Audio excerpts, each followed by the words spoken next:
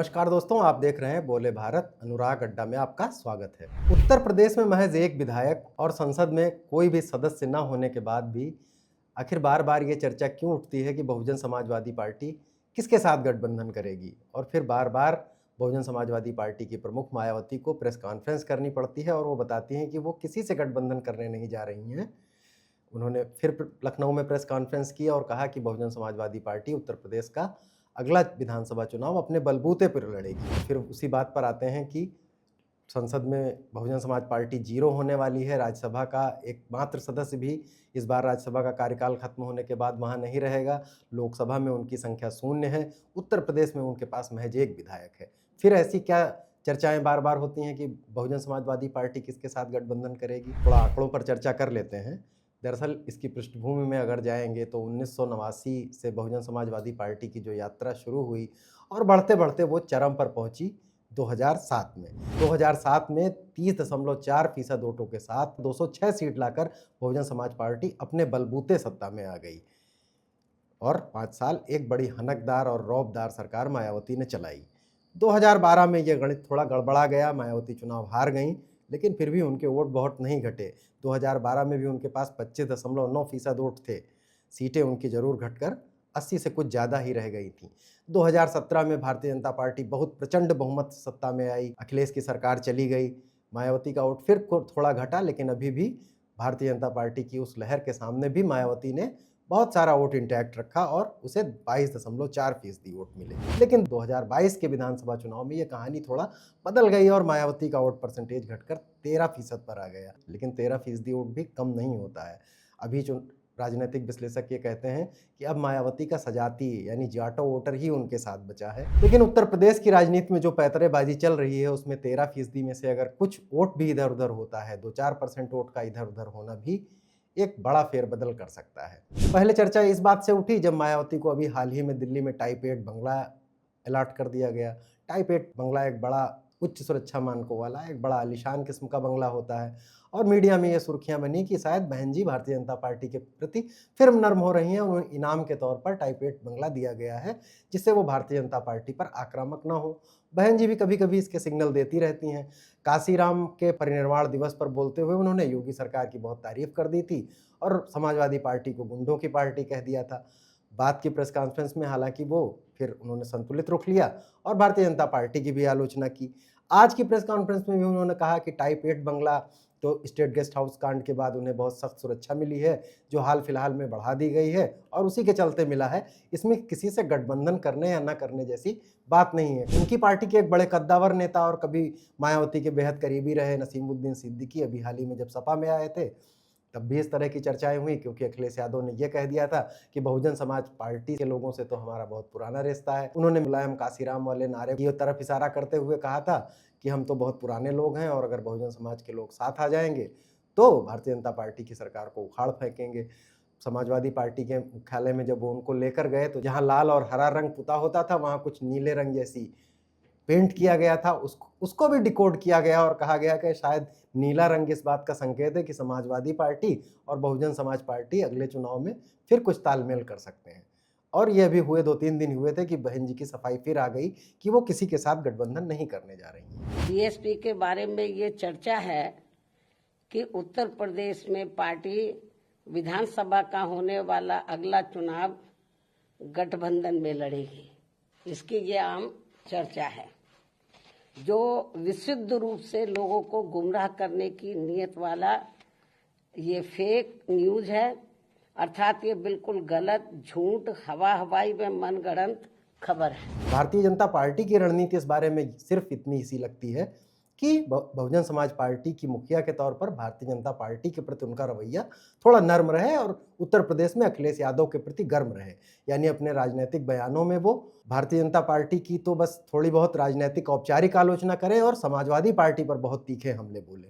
इसकी वजह यह है कि अभी उत्तर प्रदेश की राजनीति में मुख्य प्रतिद्वंदी सपा और भाजपा हैं। ऐसे मिक्स्ड सिग्नल से होता क्या है कि बहुजन समाज पार्टी का जो वोटर अगर उसे लगता है कि बहन जी सीधी लड़ाई में नहीं है, बसपा सीधी लड़ाई में नहीं है, तो उनमें कुछ इधर उधर होते हैं, वो भाजपा की तरफ भी जा सकते हैं, सपा की तरफ भी जा सकते हैं।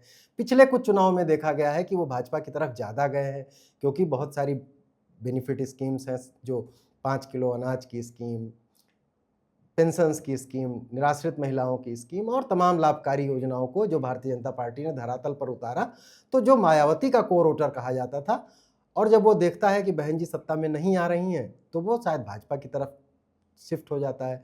लेकिन अखिलेश यादव ने इस दरमियान कुछ रणनीति बदली है।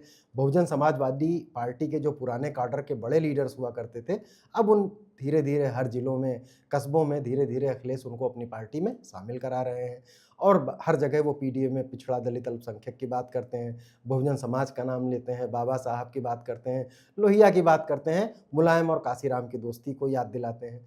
तो अब बसपा से गठबंधन का प्रश्न इसीलिए है कि भाजपा ये चाहती है कि गठबंधन की इस तरह की खबरें अगर चर्चा में रहेंगी तो बहन जी का वोटर कंफ्यूज रहेगा और कंफ्यूजन की स्थिति में उसे लाभ हो सकता है। सपा भी शायद ऐसा ही सोचती है, क्योंकि सपा बसपा के गठबंधन की संभावना बहुत गंभीर राजनीतिक विश्लेषक तो नहीं मानते कि मायावती सपा के साथ गठबंधन में जा सकती हैं, लेकिन अगर समाजवादी पार्टी जिस तरह से उनके काडर को, उनके लोगों को शामिल कर रही है, तो हो सकता है कि जो बहुजन समाज पार्टी का वोटर है वो समाजवादी पार्टी की तरफ शिफ्ट हो।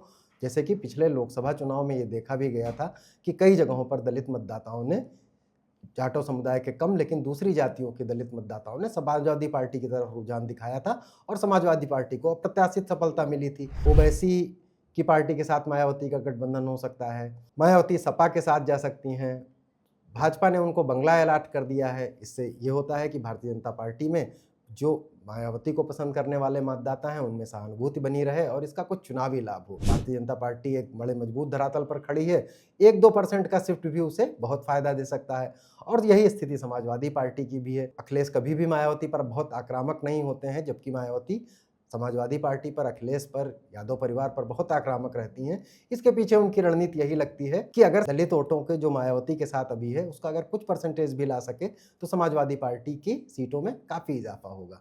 तो इसलिए मायावती के साथ जो अभी भी 13% वोट बना हुआ है, हालांकि लोकसभा चुनाव में वो और घटा था, एक भी प्रत्याशी उनका नहीं जीत पाया था, उसका आना किस तरफ जाएगा ये गठबंधन की बहस को छेड़ते रहता है, जो कभी बंगलों की बहस में, कभी किसी नेता के, कभी रंग के कलर से अंदाजा लगाया जाता है। लेकिन सवाल ये है कि मायावती पिछले कुछ एक दिनों में, अगर महीने 2 महीने की ही बात की जाए, तो उन्होंने लगातार लखनऊ में प्रेस कॉन्फ्रेंस की है। अपने बर्थडे के बाद से उनकी प्रेस कॉन्फ्रेंस लगातार जारी है। अभी हाल ही में उन्होंने पार्टी के पदाधिकारियों की मीटिंग भी की थी। लेकिन सवाल क्या है कि अकेले क्या बसपा अब उस तरह से अपने आप को रिवाइव कर पाएगी जैसे वो 2007 में आई थी? कोर वोट के साथ बसपा के साथ अभी कौन है? मुसलमान वोटों के लिए तो वो ये कह चुकी हैं कि मुसलमानों ने बहुजन समाजवादी पार्टी का समर्थन नहीं किया, इसलिए वो कमज़ोर हुई और कई बार इस पर वो खिन्नता जता चुकी हैं। और जिस तरह से भारतीय जनता पार्टी को लेकर कभी वो नर्म रुख दिखाती हैं, तो अभी ऐसा लगता है कि मुस्लिम जनमानस में ये विश्वास नहीं है और समाजवादी पार्टी के नेता भी बार-बार ये साबित करते हैं कि बहुजन समाज पार्टी तो भाजपा की बी ही टीम ही है। तो ऐसे में मायावती अगला नया वोट लाएँगी कहाँ से? इसकी कोशिशें वो कर रही हैं। बार-बार बहुजन समाजवादी पार्टी शुरू से ही एक मिशन मोड वाली पार्टी रही है, कैडर आधारित पार्टी रही है। इस समय जो लोग बसपा पर नज़र रखते हैं वो बताते हैं कि बहुजन समाजवादी पार्टी अपने पुराने तरीके पर लौटी है और गांव-गांव में फिर से सम्मेलन किए जा रहे हैं, अलग-अलग जातियों के लोग बुलाए जा रहे हैं। लेकिन ये कारगर कितना होगा? जबकि आलोचक ये कहने लगे हैं कि कभी मिशन मोड में गांव-गांव में चलने वाली पार्टी अब सिर्फ लखनऊ केंद्रित पार्टी रह गई है। लखनऊ में मीडिया को बुला लिया जाता है और एक प्रेस कॉन्फ्रेंस कर दी जाती है और एक ट्वीट कर दिया जाता है। ऐसे में दलितों की पार्टी कैसे चलेगी? बहुजन समाजवादी पार्टी के सामने ये चुनौती तो है ही है, उनके पास कैडर घटा है। एक रिपोर्ट बताती है कि 40% कैडर के पदाधिकारी या तो अक्रिय हो गए हैं या वो पार्टी छोड़कर किसी दूसरे दल में चले गए हैं। तो जो कैडर, जहाँ पर एक-एक कार्यकर्ता का नाम हुआ करता था, एक-एक बूथ की जिम्मेदारी हुआ करती थी, एक-एक गाँव तय हुआ करते थे कि कौन वहाँ पर जाएगा, कौन मोबिलाइज़ करेगा, उसकी पार्टी में उस संगठन को मायावती कैसे मजबूत करेंगी? कोशिशें वो कर रही हैं, फिर से पार्टी में कुछ फेरबदल किए गए हैं, लेकिन अभी भी ये है कि मायावती अगर पार्टी को मजबूत बनाना चाहती हैं तो उन्हें एक साफ लाइन तो लेना ही पड़ेगा। अगर वो मुस्लिम वोटों की तरफ जाना चाहती हैं तो उन्हें भारतीय जनता पार्टी के सामने खुलकर उतरना पड़ेगा। समाजवादी पार्टी के प्रति तो वो बोलती ही रहती हैं, लेकिन जो लोअर ओबीसीज़ जैसे बुंदेलखंड जैसे इलाकों में जहाँ पार्टी के बहुत मजबूत काडर हुआ करते थे, वो लगभग सब पार्टी से दूर चले जा चुके हैं। वह तो अखिलेश के पीडीए के फोल्ड में आ चुके हैं या भारतीय जनता पार्टी की राजनीति में कर रहे हैं। उन्हें मायावती कैसे लाएंगी? मायावती बार-बार प्रेस कॉन्फ्रेंस में ये तो कह देती हैं कि हम गठबंधन नहीं करेंगे, लेकिन अभी शायद उनकी राजनीतिक दिशा साफ नहीं दिखती है। अगर वो मुस्लिम वोट चाहती हैं तो उन्हें भारतीय जनता पार्टी के साथ खुलकर आना पड़ेगा। लेकिन पिछले लोकसभा चुनाव में जब उनके भतीजे आकाश आनंद ने सीतापुर की एक रैली में प्रधानमंत्री मोदी समेत भारतीय जनता पार्टी पर जब तीखा भाषण दिया था, तब उन्होंने उनको पार्टी के सारे दायित्वों से ही मुक्त कर दिया था। तो शायद मायावती अभी ये जानती हैं कि मुस्लिम वोट शायद उनकी तरफ नहीं आने वाला है, इसलिए वो पिछड़े वर्ग और दलितों पर ध्यान केंद्रित कर रही हैं। दूसरी चुनौतियां हैं जो उनको सजातीय नेताओं से भी मिल रही हैं। नगीना के सांसद चंद्रशेखर आज़ाद जाटो समुदाय में पश्चिमी उत्तर प्रदेश में खासतौर से लोकप्रिय हो रहे हैं, और नगीना में जिस तरह से उन्होंने सबको चौंकाकर चुनाव जीता था, वो ये बता रहा है कि पश्चिमी उत्तर प्रदेश चूंकि एक जाटो बहुल इलाका है, वहाँ भी राजनीति कैसे बदल रही है। तो सवाल ये है कि बार बार बहुजन समाज पार्टी के गठबंधन की बातें इसलिए भी उठ रही हैं कि एक वोटों का एक हिस्सा भी बहुजन समाजवादी पार्टी के पास है, और दूसरी तरफ बहुजन समाजवादी पार्टी के सामने समस्या ये है कि अब उस पुराने मकाम को कैसे हासिल किया जाए जिसमें दूसरी जातियां, दूसरे समुदाय, ब्राह्मण समुदाय को लेकर प्रेस कॉन्फ्रेंस में मायावती एक से ज़्यादा बार कह चुकी है कि ब्राह्मणों का अपमान हो रहा है। शायद वो इस समुदाय को आकृष्ट करना चाहती हैं। भारतीय जनता पार्टी में भी जो खींचतान चल रही है उसका कुछ फ़ायदा उठाना चाहती हैं, लेकिन अभी भी मायावती की राजनीतिक लाइन बहुत साफ नहीं दिखती है कि वो किस तरफ जाएंगी, और सपा बसपा की जो मेन लड़ाई है उसमें वो तीसरा कोण मजबूती से बनकर खड़ी होंगी, या फिर अभी भी बसपा मिक्स्ड सिग्नल ही दे रही है। तो इन परिस्थितियों में हाथी मस्त चाल कैसे चलेगा, जो कि बहन जी ने प्रेस कॉन्फ्रेंस में कहा भी है, इसे तो धीरे धीरे उनकी रणनीतियों में और चुनाव के समय ही देखने को मिलेगा। अनुराग अड्डा में आज यहीं तक, कल फिर किसी मुद्दे के साथ हाजिर होंगे। तब तक के लिए नमस्कार, धन्यवाद।